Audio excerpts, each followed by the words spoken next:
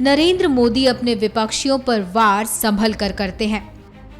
वार ऐसा विरोधियों पर कि विरोधी चारों खाने चित्त हो जाएं।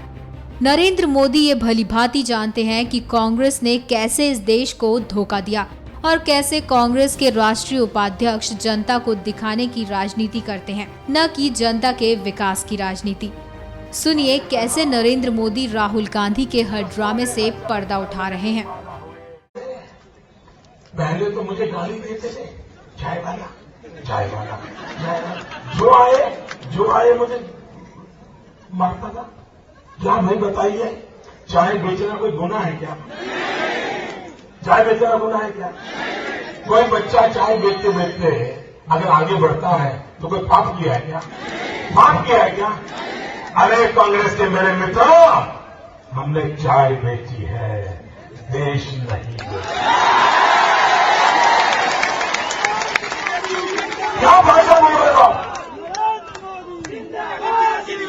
ऐसे अहंकारी लोग हैं, वो एक मोदी की नहीं, सब गरीबों की मजाक उड़ा रहे हैं भाइयों, सब गरीबों को अपमानित कर रहे हैं।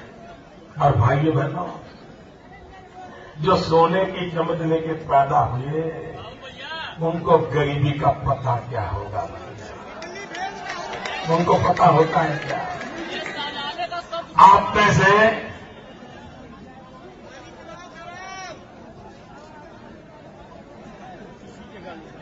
से जिन्होंने ताजमहल नहीं देखा है, उनको ताजमहल देखने के लिए जाने का मन करता है कि नहीं करता है? करता है ना? तो ताजमहल देखने जाते हो तो कैमरा लेके जाते हो कि नहीं जाते हो? जरा बोलो तो यार, कैमरा लेके जाते हो ना? हाँ? और फिर ताजमहल के बाद फोटो भी निकालते हो ना? फिर फोटो दोस्तों को दिखाते भी हो ना? व्हाट्सएप पर भी डालते हो ना? डालते हो ना? क्यों? क्योंकि ताजमहल देखा नहीं था, तो ताजमहल देखने जाते हो, कैमरा ले जाते हो, फोटो निकालते हो। ऐसे जिन्होंने गरीबी देखी नहीं है ना, वो गरीबी देखने के लिए जाते हैं। एनुअल फेस्टिवल करते हैं, वार्षिकोत्सव मनाते हैं, साल में एक बार सारे टीवी कैमरा वालों को लेकर के हमारे राहुल भैया गरीबी देखने जाते हैं, गरीब की झोपड़ी में जाते हैं, क्योंकि उनके मन में सवाल होता है, गरीब होता कैसा है? क्या गरीब को पैर होते हैं क्या? गरीब को हाथ होता है क्या? गरीब को जुबान होती है क्या? अरे गरीब को पेट भी होता है क्या? वो देखने के लिए जाते हैं। और वहां कोई बच्चा मिल जाए, उसको उठा करके गोद में बिठा देते हैं, बड़े प्यार से बिठाते हैं, फोटो वोटो बराबर निकलवाते हैं, और फिर उस घर का सारा खाना खा जाते हैं। भाइयों बहनों, जो सोने का चमक पैदा लेके पैदा हुए, उनको गरीबी क्या होती है देखने जाना पड़ता है। हम तो पैदा ही गरीबी में हुए हैं, पले भी गरीबी में हैं। हमें गरीबों का दर्द मालूम है, हम गरीबों की मुसीबतों को जानते हैं। और इसलिए भाइयों बहनों, पहली बार देश में गरीब की सरकार बनने वाली है, गरीबों के लिए सरकार बनने वाली है। अब तक देश ने न गरीब की सरकार देखी है, न गरीबों के लिए कोई सरकार देखी है। ये पहली सरकार इस बार देश ने ठान ली है, देश में गरीब की सरकार बनेगी और गरीबों के लिए बनेगी। और इसलिए मेरे भाइयों बहनों, आप मुझे बताइए, आपको दिल्ली में कैसी सरकार चाहिए?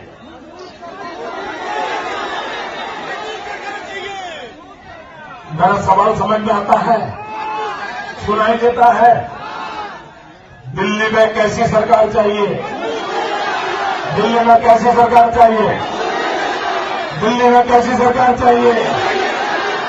अरे मेरे प्यारों, मैंने ये नहीं पूछा है कि किसकी सरकार चाहिए, मैंने तो ये पूछा कैसी सरकार चाहिए।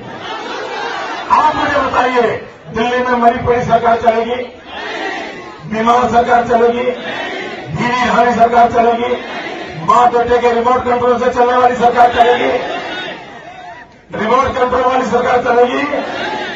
दिल्ली में मजबूत सरकार चाहिए कि नहीं चाहिए? चाहिए कि नहीं चाहिए?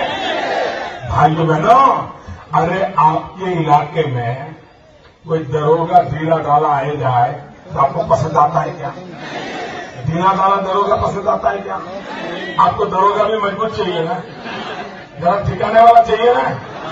अरे बच्चा स्कूल जाता है ना, और मास्टर जी में दम नहीं है तो छोटा बच्चा भी घर आके कहता है मम्मी मैं स्कूल नहीं जाऊंगा। मम्मी पूछती है क्यों? मैं बोले टीचर में दम नहीं है, मेरा टीचर ढीला डाला है। ऐसा कहता नहीं बच्चा। छोटे बच्चे को भी टीचर दम वाला चाहिए, इलाके वालों को भी दरोगा दम वाला चाहिए। तो 125 करोड़ के देश को दम वाली ताकत चाहिए कि नहीं चाहिए? दम वाली सरकार चाहिए कि नहीं चाहिए? मजबूत सरकार चाहिए कि नहीं चाहिए? और भाइयों बहनों, अगर दिल्ली में मजबूत सरकार बनानी है तो हिंदुस्तान से मुझे 300 कमल चाहिए, 300 कमल। उत्तर प्रदेश के सारे कमल चाहिए। भाइयों बहनों, पंकज का दूसरा नाम ही होता है कमल। मालूम है ना? लोगों को मालूम है ना? पंकज का दूसरा नाम कमल होता है। तो ये पंकज भी है और साथ में कमल भी है। भारी बहुमत से विजय कराएंगे। भारत माता की, भारत माता की।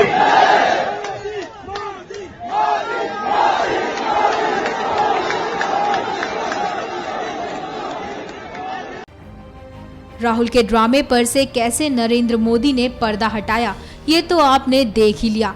अब आपको दिखाते और सुनाते हैं कि कैसे नरेंद्र मोदी एक एक करके कांग्रेस की परतें खोल रहे हैं और जनता के सामने राहुल और कांग्रेस के कारनामों को जगजाहिर कर रहे हैं। और अगर आप यहां की सरकार को दोषित कहते हो, काम नहीं किया, मैं इस परिवार को चैलेंज करता हूं कि रायबरेली और अमेठी के विकास के लिए उन्होंने राज्य सरकार को कोई चिट्ठी लिखी हो और काम न हुआ हो, वो सार्वजनिक किया जाए। आप मुलायम सिंह, हमारा विरोध है, मैं मुलायम सिंह के खिलाफ बोलता हूं, लेकिन इस मुद्दे में मैं कहता हूं, आपने अगर किया है तो सार्वजनिक करो कि आपने मुलायम सिंह जी की सरकार को या मायावती जी की सरकार को विकास के लिए इतनी चिट्ठियां लिखी थी, काम नहीं किया। और पब्लिक को बताना चाहिए, नहीं बताना चाहिए? किया ही नहीं तो क्या बताएंगे भाई? फिर यही, मैं आपके परिवार का हूं, आप मेरे पिताजी को जानते थे, आपके देश ऐसे चलता है क्या? ना देश ऐसे चलता है क्या? हमारे राहुल भैया ने कहा कि मोदी जी गुस्से की राजनीति करते हैं। एक नेता ने कहा कि राहुल भैया राजीव गांधी के कदमों पर चलते हैं। मैं इस बात से सहमत हूं कि राहुल भैया राजीव गांधी के ही कदमों पर चल रहे हैं, मैं सहमत हूं। लेकिन उन्होंने कहा मोदी गुस्से की राजनीति करते हैं। देश का मीडिया मेरे सामने है, हिंदुस्तान पूरा सुन रहा है। मैं चाहता नहीं था, लेकिन मजबूरन अमेठी की धरती पर मुझे आज कच्चा चिट्ठा खोलना पड़ रहा है। खोलूं? पूरा खोल दूं? एक भी शब्द इधर उधर किए बिना बताता हूं, व्यक्तिगत टिप्पणी किए बिना सिर्फ हकीकतें बताता हूं। निर्णय आप कीजिए। आप कहते हैं राहुल भैया राजीव जी के कदमों पर चलते हैं। मैं उदाहरण देता हूं, गुस्से की राजनीति कौन करता है? कुछ साल पहले जब राजीव गांधी राहुल गांधी से भी छोटी उम्र के थे और कांग्रेस पार्टी के महासचिव थे और श्रीमती इंदिरा गांधी भारत की प्रधानमंत्री थी, ये एक पार्टी के महासचिव थे।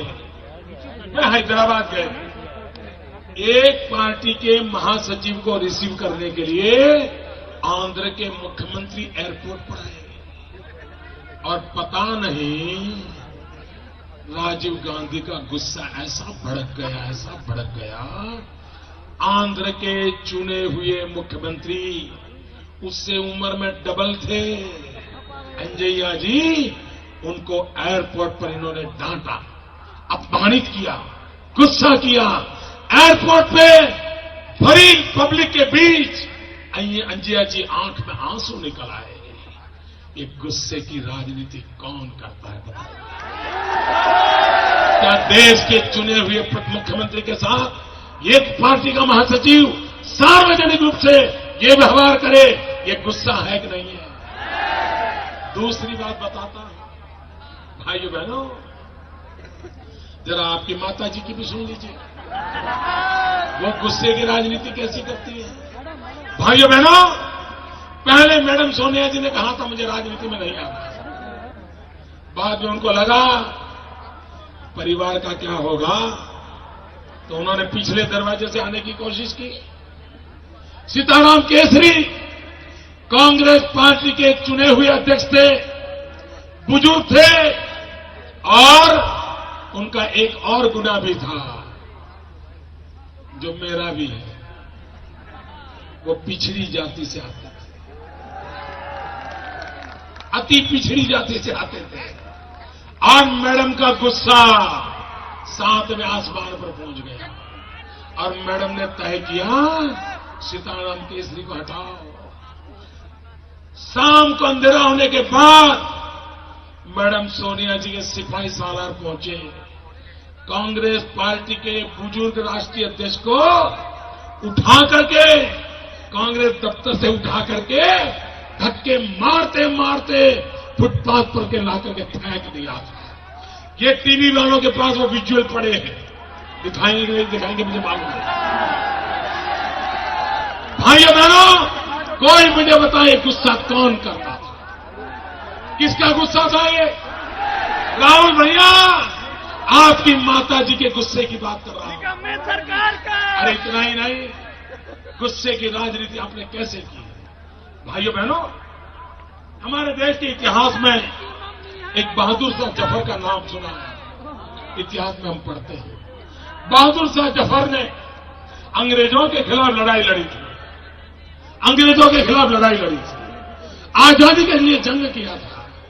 और अंग्रेजों को ये बहादुर शाह जफर के प्रति इतना गुस्सा था कि जब बहादुर शाह जफर की मृत्यु हुई तो अंग्रेजों ने दिल्ली में उसे 2 गज जमीन देने से मना कर दिया था।